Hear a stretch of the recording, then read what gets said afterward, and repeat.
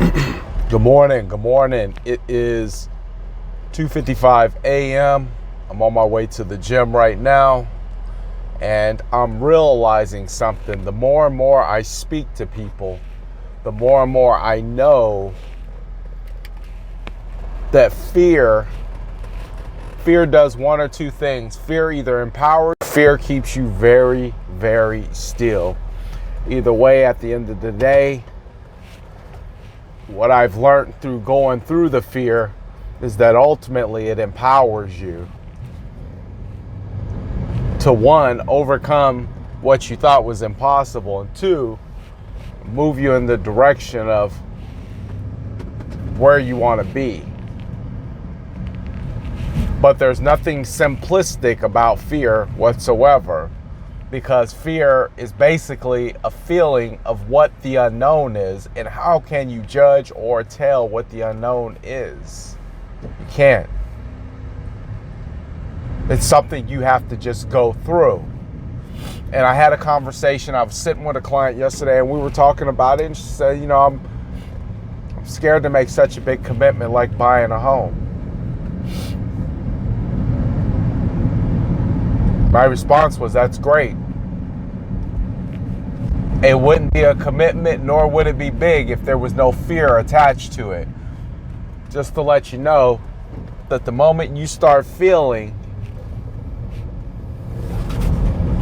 that something is scary, to me has almost always been the indicator that I was moving in the direction of something that was either ordained or great. So I explained to my client that I'm constantly looking for fear that I can move into, because there's too much complacency and familiarity and comfort. And when there's a lot of familiarity, there's not a whole lot of growth, because we become comfortable with what's going on around us. So you might ask yourself, well, how do I know what to do? My answer would be, how do you feel? Well, I'm scared. Great. Because what ends up happening is, the more decisions you make, even when you're scared, one, the better your decision-making tool sharpens itself.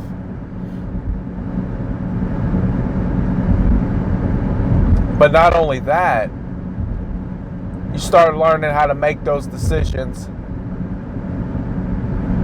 with informed information attached to it.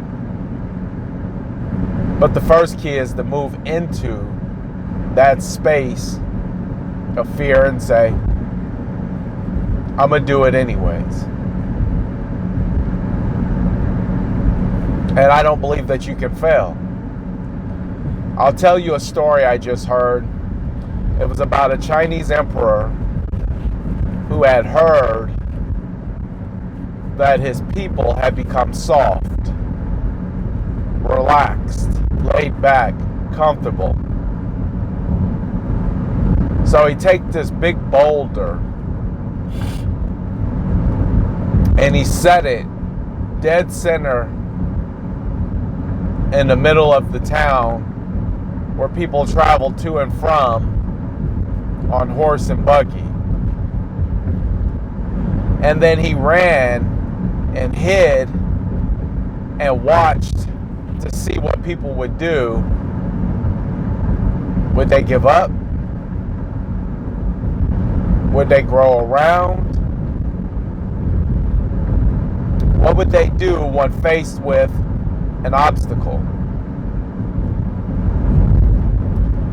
And person after person,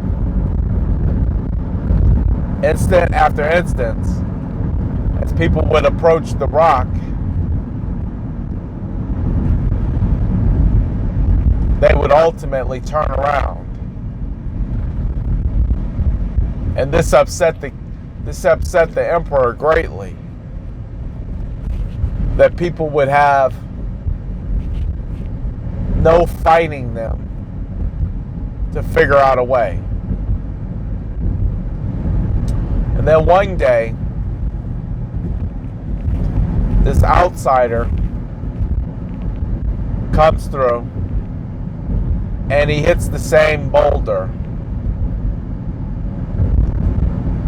This outsider tries to move it with all his might.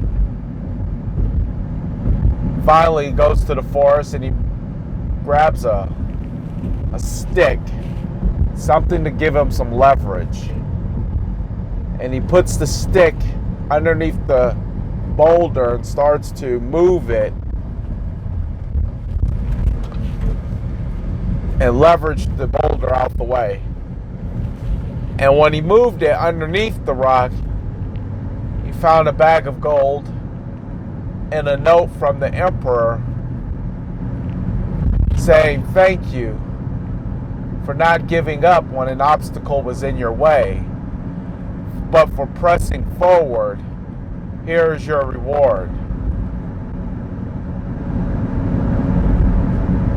So you got to remember something. And I've experienced this, and this is why I find so much pride and joy in going forward, bigger and bigger, and as high as God actually wants me to be.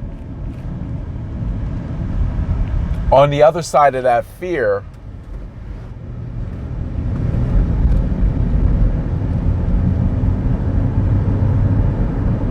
is what you've been asking for, is what you've been wanting.